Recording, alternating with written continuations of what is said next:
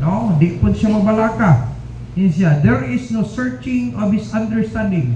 Walay bisan kinsa nga makatugkad sa iyang salabutan.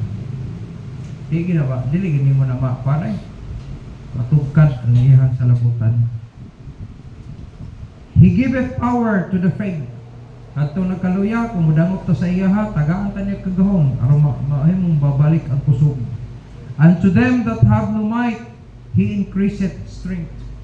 Katong mga hinayon, katong mga weak, hirapulong sa Ginoo, makahatag siya o kagahong ng mamalik unta. Siya, even the youths, bisan daw ang mga kabatanunan, shall faint and be weary. Dahil mga panahon nga, wala, magkaluya sila, magkabalaka sila, o kanakitang magkakapoy sila, and the young men shall utterly fall. Bisan pa ang mga batanon, manghagba sa gihapon. So, kung mahagba ang mga batanon, apil, kung ang mga nagpo, mga daran, no? Batayanan gihapon na siya. Pero ingon apulong sino, unsa man ang kahimtang siya, but they that wait upon the Lord. Sila na nagahulat, o sa laing term na, nagasunod sa kabubuton sa Dios. Manaypot pa sa butan ng wait upon the Lord, no? Shall renew their strength. May kag mag-renew, but pa sa i-charge na po kag otro.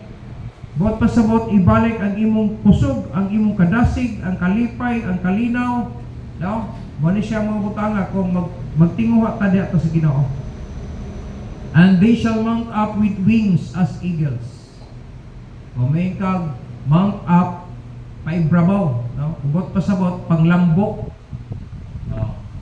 So kung magbulat ta sa Ginoo or ubot pa sa mag-agad ta sa Dios, laing term na magsalig ta kanunay sa Ginoo, musunod ta sa kabubuton niya, ang Ginoo magdala sa imo pa taas.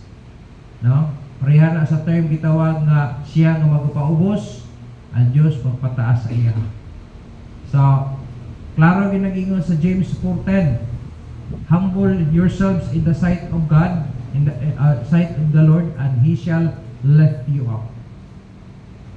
Klaro na ginagingon sa Bible. Walang usa na sa atong puhunan.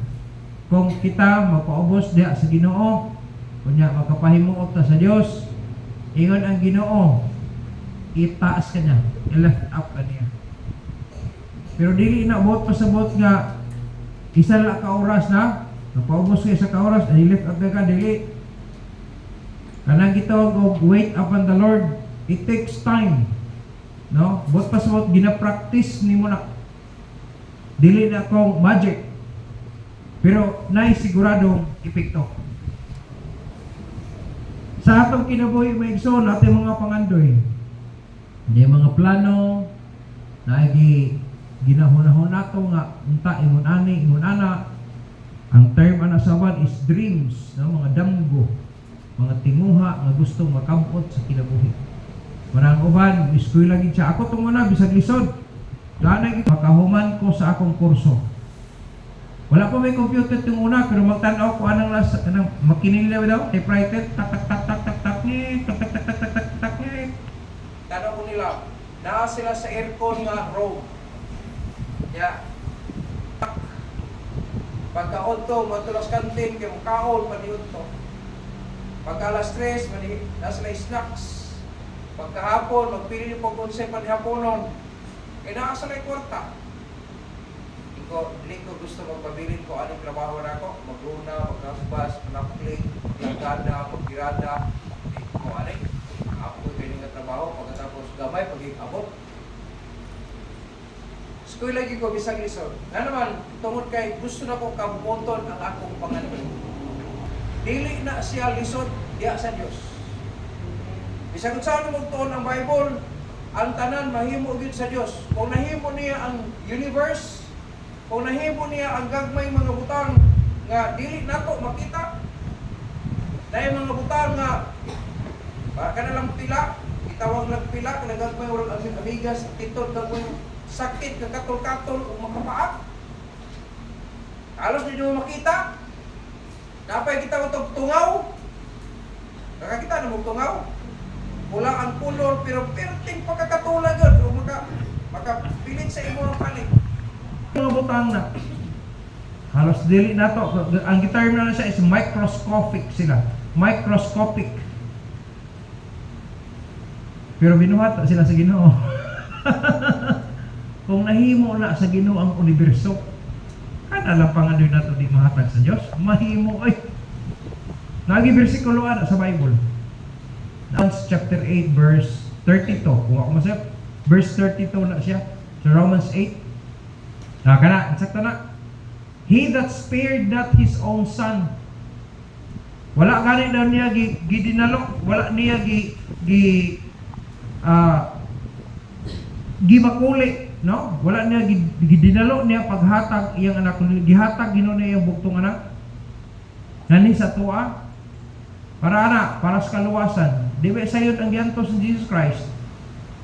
Gilatos, gibunal-bunalan siya, gikulata, nasamad-samaran siya, gibugal-bugalan siya, gilansang sa cross, namatay, no?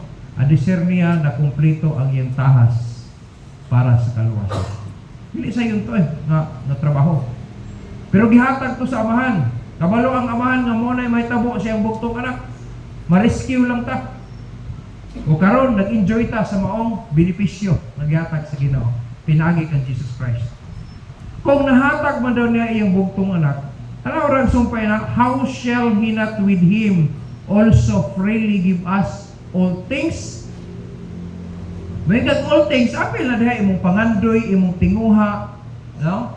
Kanang mangbutanga. Pero, kung imong sabton maigsoon, kung Kristohanon ka, anak ka sa Dios, ang pinaka-wise yun ani, nga imo ni siyang ihulat sa insaktong panahon sa Dios. Mga pangandoy maigsoon, wala man nato mabaloy sa unahan sa may tabo na to. Pero pwede mo pahiluna ang Ginoo. Nayon sa Bible, trust in the Lord with all thy heart and lean not unto thine own understanding. Ang tumoy ana, ang iyang sa 3. Nasa na? In all thy ways acknowledge Him and He shall direct. Kanang word ha, and He shall direct thy paths. Siya ang mupahiluna sa dalan. Siya ang mubutang sa imuha sa insaktong dalan aron nga angkon nimo ang imong gitinguha. Sa naay direksyon. Kangin sa nga trabaho sa Dios dili na ato trabaho. Ang atong trabaho is acknowledge Him, no? Acknowledging Him and then trusting Him with all our hearts. Then ingon na po siya, and He, that's the Lord, no? And He shall direct thy paths. Diha sa direction sa Ginoo, matagamtaman nimo ang tinuod nga kadaugan. Mo na nindot. Mo na siya, wait upon the Lord. So this afternoon, I would like to share to you about the waiting God in His perfect time. Waiting God in His perfect time. Sometimes, if we talk about waiting, we do not know, no? Kung unsa kadugay, unsa kadali, o unsa ang process along the way. Kana pag eskwela bitaw, aron makabot na tong atong kurso, di ba sayo na? Ako nagsulti ko na, nag-eskwela magpupug ko. Nung kabalo ko unsa ang kahimtang sa pag-eskwela.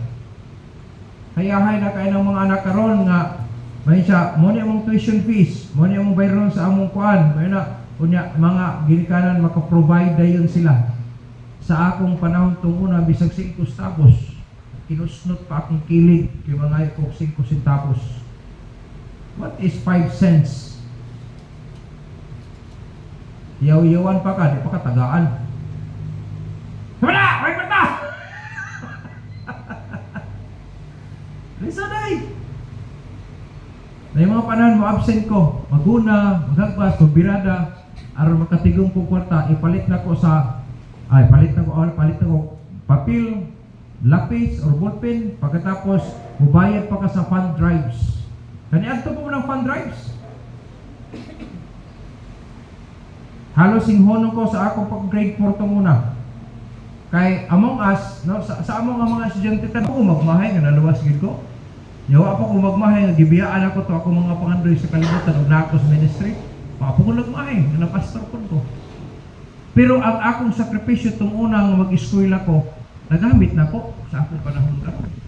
Makasulti kog English, makasulti kog Pilipino, makasulti kog Minanubo, makasulti kog Agusanon, makasulti kog Winaray. Di lang ko kayo fluent, pero kasabot-sabot kog Winaray. Kasulti kog Inilonggo, gamay lang po, di po kayo.